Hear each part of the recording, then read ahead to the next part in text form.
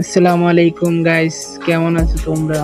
ইউটিউবে এবং কি টিকটকে যে তোলপাটা চলতেছে বাংলাদেশ টপ ওয়ানকে নিয়ে, উবাইদুল ভাই আর বাংলাদেশ টপ ওয়ান এই দুইজনকে নিয়ে আর পান্ত দাদা এই তিনজনকে নিয়ে মনে করেন কি টিকটকে অনেক তোলপাট চলতেছে আর এটা নিয়ে অনেক কন্ট্রোভার্সিও চলতেছে।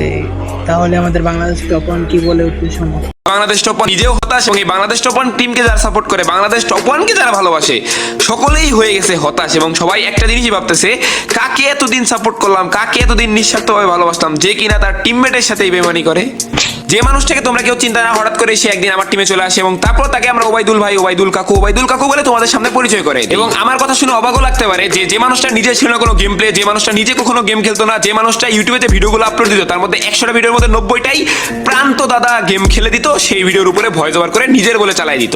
এবং আমরাও কিন্তু সবসময় ওবাইদুল ভাই বলে তোমাদের সামনে প্রকাশ করতাম। জানি তোমরা ভাবো যে এটা ওবাইদুল ভাই, কিন্তু দিন শেষে একদিন না একদিন সত্য বেলা যে বাংলাদেশ টপ ওয়ান কি বলছে, তো ওবাইদুল ভাই পুরোটা পেস লাগাইছে। আর আমাদের পান্ত দাদার কোনো দোষ নেই, বাংলাদেশ টপ ওয়ানের এখানে কোনো দোষ নেই। ওরা টুর্নামেন্ট খেলবার জন্য স্কোয়াড আলাদা করছে, তো প্রান্ত দাদার কোনো দোষ নেই, বুঝছো? আর বাংলাদেশ টপ ওয়ানের এখানে কোনো দোষ নাই।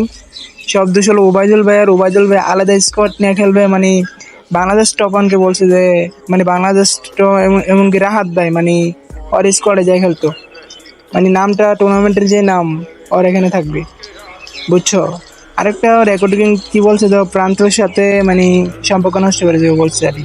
আচ্ছা wait guys, Bangladesh top one কি বলে আবার শোনো কথা তুমি, ঠিক আছে? ওকে গাইস, বলে যে তুমি টুর্নামেন্ট খেললে আমার হয়ে খেলবা, নইলে তোমার সাথে আমার কোনো সম্পর্ক থাকবে না। রাতের হয়ে যে টুর্নামেন্ট খেলো তাহলে তোমার সাথে সম্পর্ক শেষ। বলতেছে র্যাঙ্ক পুশ আমার সাথে থাকবা, টুর্নামেন্ট ওইখানে থাকবা, তুমি টুর্নামেন্ট ওইখানে থাকলে তোমার সাথে সম্পর্ক আমি ক্লোজ করে দিব। তো এইখানে তোমার হয়তো রাত্রে পয়সা নিতে হইব, আর নাহলে আমারে পয়সা নিতে হইব। তুমি যেমন করছো 2 নৌকায় পা দিয়ে চলবা, এটা হবে না। অন্তত এই ভয়েসটা শোনার পরে তোমরা তো বুঝতে পারতেছো, এতদিন যাবত তৈরি করা আমাদের এই র্যাঙ্ক পুশার টিমকে টুর্নামেন্টের মধ্যে এত প্রফেশনাল ভাবে নেওয়া এবং এত উপরে। তো গাইস তোমরা তো শুনতেই পেলে যে বাংলাদেশ টপ ওয়ান কি বললো, ঠিক আছে?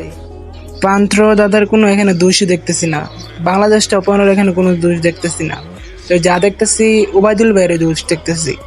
এখন আমার একটা আবার সন্দেহ মনে হয়ে গেল যে ওবায়দুল ভাই অভিনয়ের জন্য সেরা রে, যেরকম বাংলাদেশ টপ ওয়ান ভাই রিয়েটটা দিল রে।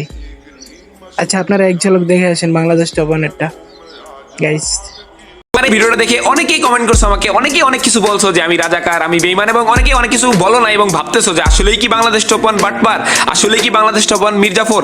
এখন যদি আমি তোমাদেরকে বলি এই ভিডিও দেখার পরে আমার রিয়াকশন কেমন ছিল, আমি তো ছিলাম আকাশে, আকাশ থেকে লাফ দিয়ে মাটিতে পড়ে গেলাম। এবং তার পরবর্তীতে একটা কথাই আমার মনে আসলো, মিথ্যা নাটক সাজানোর জন্য এবং তার পাশাপাশি অভিনয়ের জন্য ওবাইদুল ভাই সেরা রে।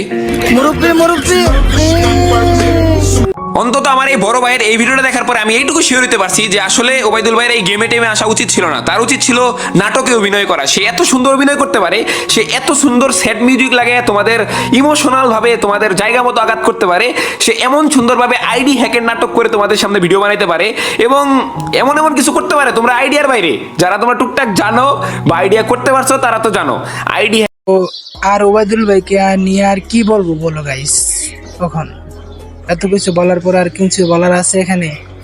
আইডি হ্যাকের নাটক শুদ্ধ করছে, এটা নিয়ে আবার বাংলাদেশ টপ ওয়ান বলছে এটা সত্যি। আমি দেখছিলাম ভিডিওটা, আবার কদিন পর আইডি চলে আসছে। তো এটা কি সত্যি কথা নাকি মিথ্যা কথা এটা আমি সঠিক জানি না গাইস, তার জন্য এটা আমি উল্লেখ করতে চাইতেছি না এখানে।